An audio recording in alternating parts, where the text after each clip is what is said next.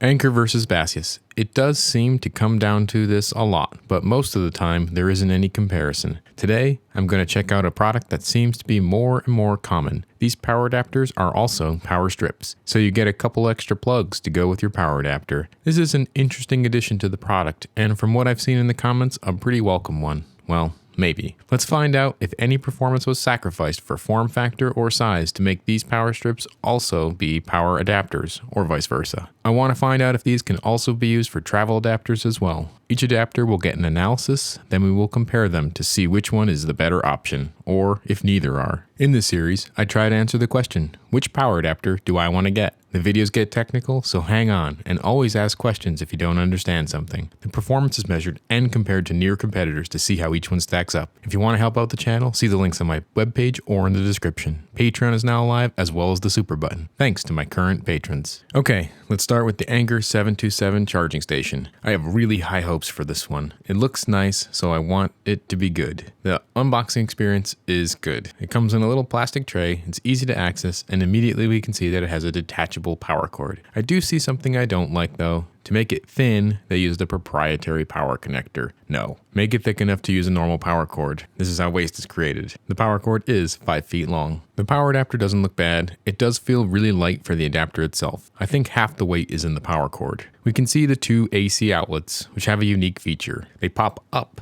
when you plug something into them. I am again struck with the why make it so thin that you have to design different power sockets. The device has 4 USB ports, 2A and 2C. We will get into the capabilities in a bit. Around the back, we can see the TUV safety listing and a bunch of text describing the power outputs and current handling capabilities. The user manual is about what I expect these days. There isn't much to look at here. They give you a list of modes of operation, but no nice infographic to see what you can do. The packaging for this one weighs 188 grams, a lot of cardboard in that box. The power adapter weighs 435 grams with the power cord. Heavy, but you aren't supposed to take it with you. The power adapter has a light ring on the face. It has a button to turn it on and off. The light is white during the load operation, but if you get close to the maximum power delivery on the USB side, the light turns blue. I guess blue means overload? The 727 has the normal modes of operation for a USB power delivery device. The current specification states normal modes of 5, 9, 15, and 20 volts for fixed output voltages that your device negotiates for. The power adapter also has an adjustable output voltage mode called Programmable Power Supply, or PPS. This mode can help devices charge more efficiently and therefore faster. The Anker has a 16 volt mode with up to 75 watts of power, or 4 amps. The ground connector is connected to the AC outlets as expected, but it is not connected through to the USB side, so the USB ports are not grounded. Let's turn the power up on this one and take a look at its performance. The first thing I see and don't like is that the adapter lacks power factor correction. It looks like this is even worse than other adapters that lack power factor correction too. The voltage levels were kind of all over the place on this adapter. The 5 volts was a little too high, and the 20 volts, as usual for Anker, was too low. The voltage being out of tolerance make this not compliant with the USB PD specification. The power negotiation is typical for Anker. On every plug and unplug, the device renegotiates power delivery, so the devices will reset. This is not unusual. The Anker power adapter did not have any claim of Department of Energy 6 mark,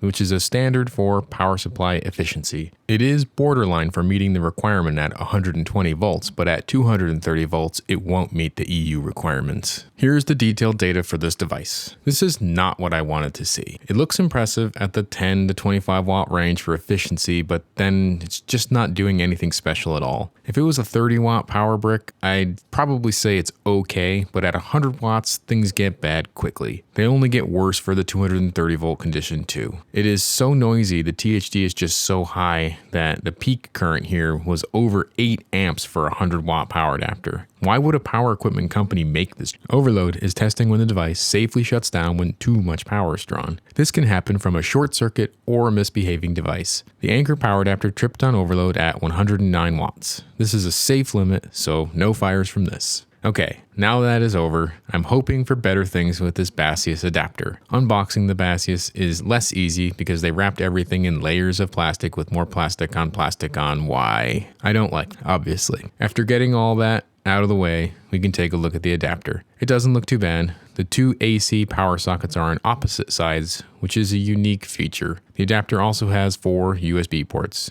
2A and 2C, and the power cord is also 5 feet long. This came with the usual Baseus 100W USB C to C cable. These are actually decent. No stickers this time though. This Baseus power adapter, along with all the others I've looked at, have ETL or Intertech safety listings. I like to see this on anything that plugs in. The user manual is worse than the Anker. It is vague on power sharing and power information. It is only a couple of pages, but at least the tags that come with the power cord are completely ridiculous and only get in the way constantly. The Baseus packaging weighs 62 grams, including all the unnecessary plastic bits. The power adapter weighed 434 grams, almost identical to the Anker. In terms of other 100W power adapters with cords, the 100W Baseus desktop adapter weighed 302 grams and is a lot smaller. Okay, it is finally that time. Plug it in, plug it in.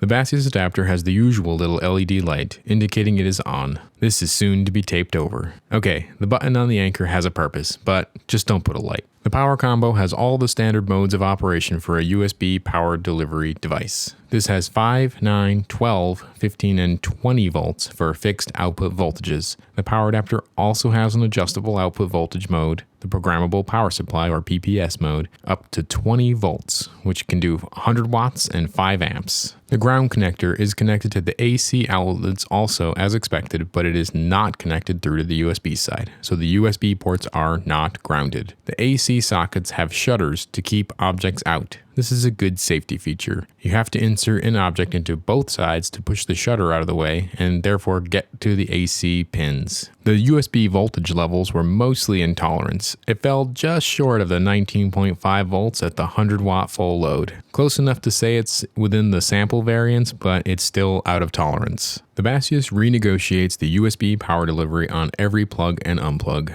This is typical for these adapters. This one took a second to respond, so my guess is this is the older technology. I have a GAN 5 adapter to check out soon, and supposedly it is better at this part. This power adapter has a claim of Department of Energy 6 efficiency level, but it does not meet that requirement. It uses a little too much power at idle, so it falls out of the specification. We already saw the overload condition for the Anker. This Baseus power adapter tripped on overload at 110 watts. This is also a safe limit for devices that aren't being so nice. Okay, when taking a look at the data, the idle stands out as a sore spot. Baseus can do better, but chose not to with this one. The rest of it looks okay. The efficiency is weak in the lower wattages, and it doesn't need to be. Something was traded to make this adapter fit within the AC sockets. At full load, it actually looks great. So if you want to run this adapter at higher wattages, it seems like a good choice for that. It's the total opposite of the Anker. I didn't see anywhere that this power adapter or power strip or whatever can support 230 volts. So I decided to try it anyway. I didn't just bang in 230 volts though. I brought it up slowly to see if a protection circuit would kick in.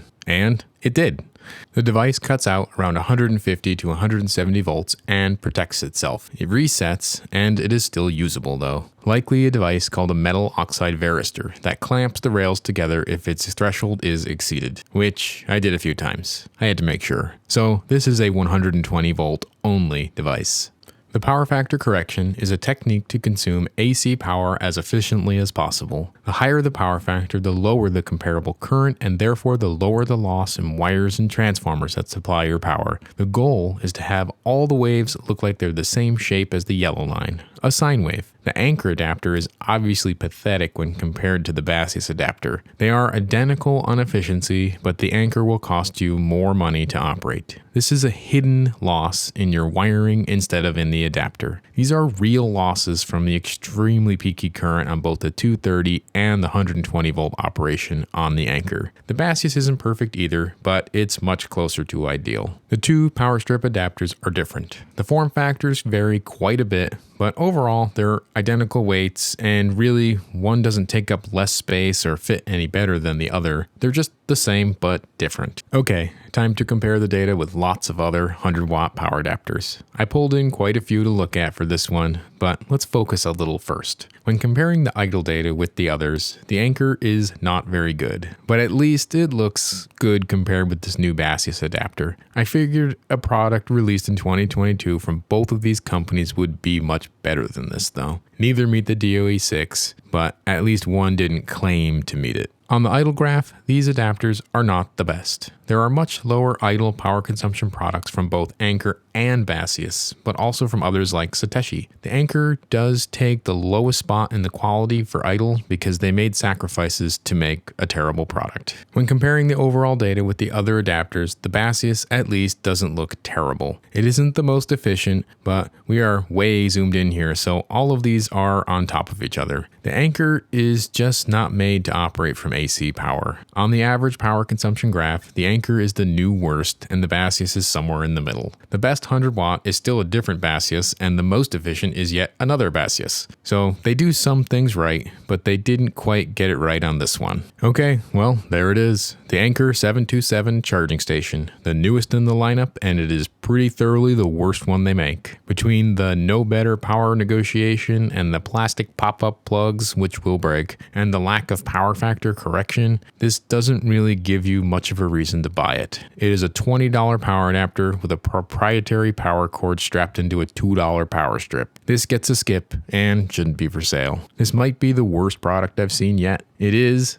the worst in terms of power quality for a 100 watt adapter. So if it isn't clear, I'm not very happy with this. The LED button makes up for all of it though. The Baseus is better and worse. It is trying to do things and it is good at some things and it is bad at some things. The power quality is good, but it does have higher idle power usage. Even if it is clean power, it's still too much and it doesn't meet its claims. The power cord is not removable, and for some reason the voltage input is not universal. I'd rather have a cheap power strip and a good power adapter. The adapter isn't as efficient as other options. The fact that it lacks 230 volt support is unusual and limits the ability to use this as a travel adapter. If you really need one of these, there are affiliate links down in the description and also links to 2 better Baseus 100 watt adapters. Let me know what you think down in the comments. Okay, time to apply some stickers. These are tested and on the database, so you can take a look at how they stack up.